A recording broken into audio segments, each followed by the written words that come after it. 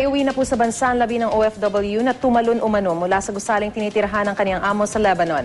Hiling ng kanyang mga kaanak masusing investigasyon para mabigyan ng hustisya ang kanilang mahal sa buhay. May ulat on the spot si Haji Rieta. Haji. Yes, Maris, pangungulila ang nararamdaman ni Maricel Canonigo sa sinapit ng kapatid niyang OFW sa Lebanon. Namatay kasi ang kanyang 29 taong gulang na kapatid na si Criselda matapos umano nitong tumalon mula sa 10th floor ng gusaling tinitirahan ng kanyang amo sa Lebanon.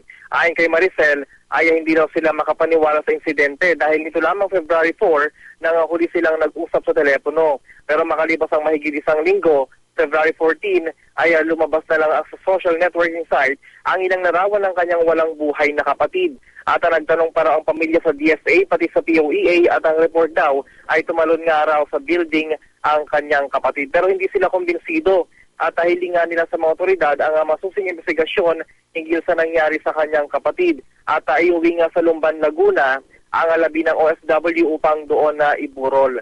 At nakikipag-ugnayan naman ang pamilya sa otoridad para sa investigasyon sa kaso. At yan mo na pinaka-latest mula dito sa Pasay, Maris. Maraming salamat, Haji Rieta.